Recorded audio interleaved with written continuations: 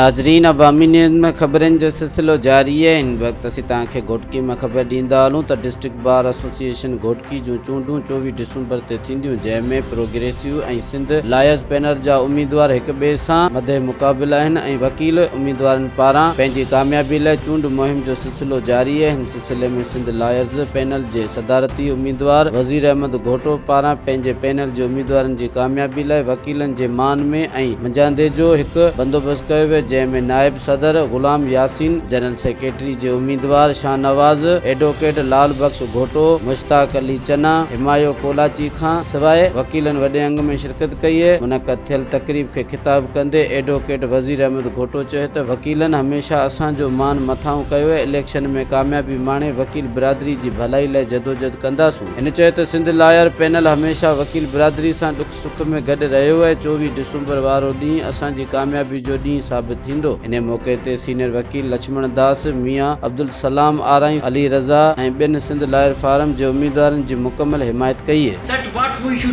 असांखे छा करणु खपे? दरामद नथा कयूं त बाक़ी केरु कंदो? 12 महीना पूरा थियनि, रबड़ गोल कयो, ॿियो साल तव्हांखे काइदो कंदा रहंदा, उन ते वञी पंहिंजो क़ाइदो कानून पेश कयो। मां हिकु शहर यादि थो अची वञे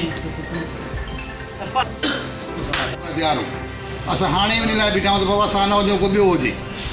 ऐं अली रज़ा साहिबु हुयो, मंज़ूर साहिबु हुयो, असां चयो भले हिनखे ॾियो, पर जेकी हुकुम वठी हिते लादाने जी नाज़िल थींदाने जी असां उन्हनि खे क़बूल न कंदासीं।